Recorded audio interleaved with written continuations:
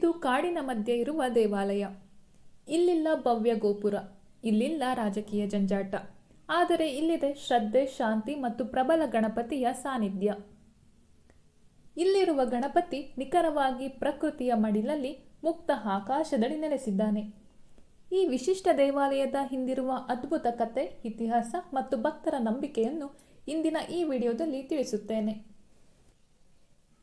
ಸೌತಡ್ಕ ದೇವಾಲಯವು ಕರ್ನಾಟಕದ ದಕ್ಷಿಣ ಕನ್ನಡ ಜಿಲ್ಲೆಯ ಬೆಳ್ತಂಗಡಿ ತಾಲೂಕಿನ ಕೊಕ್ಕಡ ಗ್ರಾಮದಿಂದ ಸುಮಾರು 2 ಕಿಲೋಮೀಟರ್ ದೂರದಲ್ಲಿ ನೆಲೆಸಿರುವ ವಿಶಿಷ್ಟ ಗಣಪತಿ ದೇವಾಲಯ. ಇಲ್ಲಿಗೆ ಭಕ್ತರು ಸಾವಿರಾರು ಸಂಖ್ಯೆಯಲ್ಲಿ ಬರುತ್ತಾರೆ. ಸ್ಥಳೀಯ ಪುರಾಣದ ಪ್ರಕಾರ ರಾಜ ಮನೆತನದಿಂದ ಪೂಜಿಸಲ್ಪಟ್ಟ 800 ವರ್ಷಗಳಷ್ಟು ಹಳೆಯದಾದ ಗಣಪತಿ ದೇವಾಲಯವು ಒಮ್ಮೆ ಶತ್ರುಗಳಿಂದ ನಾಶವಾಯಿತು.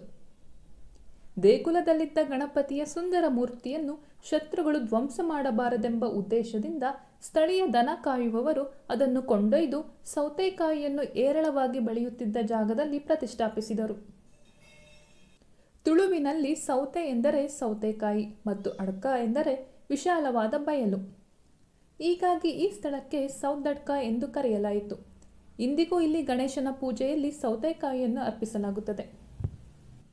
ಹಿಂದೆ ಈ ಪರಿಸರದ ಶ್ರೀಮಂತ ಬ್ರಾಹ್ಮಣ ಭಕ್ತರೊಬ್ಬರು ಗಣೇಶನಿಗೆ ದೇವಸ್ಥಾನ ನಿರ್ಮಿಸಲು ತೀರ್ಮಾನಿಸಿ ಕೆಲಸ ಪ್ರಾರಂಭ ಮಾಡುವಷ್ಟರಲ್ಲಿ ಗಣಪತಿಯು ದನ ಕಾಯುವ ಹುಡುಗನ ರೂಪದಲ್ಲಿ ಆ ಬ್ರಾಹ್ಮಣನಿಗೆ ಕನಸಿನಲ್ಲಿ ಕಾಣಿಸಿಕೊಂಡು, ದೇಗುಲ ನಿರ್ಮಿಸುವುದಾದರೆ ಗೋಪುರವು ರಾತ್ರಿ ಬೆಳಗಾಗುವುದರೊಳಗೆ ತಂದೆಯಾದ ಕಾಶಿ ವಿಶ್ವನಾಥನಿಗೆ ಕಾಣುವಷ್ಟು ಎತ್ತರದಲ್ಲಿ ಇರಬೇಕೆಂದು ಕಟ್ಟಾಜ್ಞೆ ಮಾಡಿದನಂತೆ.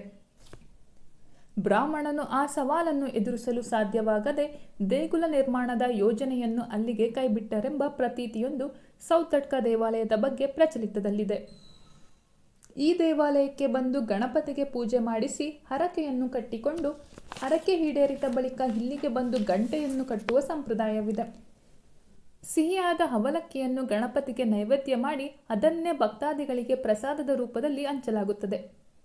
ಈ ದೇವಾಲಯಕ್ಕೆ ಬರುವ ಭಕ್ತಾದಿಗಳಿಗೆಂದು ದೇವಾಲಯದ ವತಿಯಿಂದ ಸುಮುಖ ಅನ್ನಛತ್ರದಲ್ಲಿ ಪ್ರತಿದಿನ ಮಧ್ಯಾಹ್ನ 12:30ಕ್ಕೆ ಅನ್ನ ಸಂತರ್ಪಣೆ ಇರುತ್ತದೆ.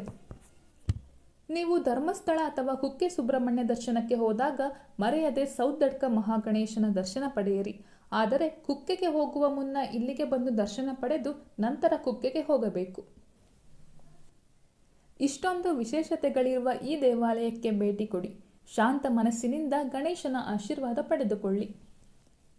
ಈ ವಿಡಿಯೋ ನಿಮಗೆ ಇಷ್ಟವಾಗಿದ್ದರೆ ಲೈಕ್ ಮಾಡಿ, ಶೇರ್ ಮಾಡಿ ಮತ್ತು ಇಂತಹ ಧಾರ್ಮಿಕ ಸಾಂಸ್ಕೃತಿಕ ತಾಣಗಳ ಕುರಿತು ತಿಳಿಯಲು ನಮ್ಮ ಸನಾತನ ಭಾರತ ಯೂಟ್ಯೂಬ್ ಚಾನಲ್ನ ಸಬ್ಸ್ಕ್ರೈಬ್ ಮಾಡಿಕೊಳ್ಳಿ. ಧನ್ಯವಾದಗಳು.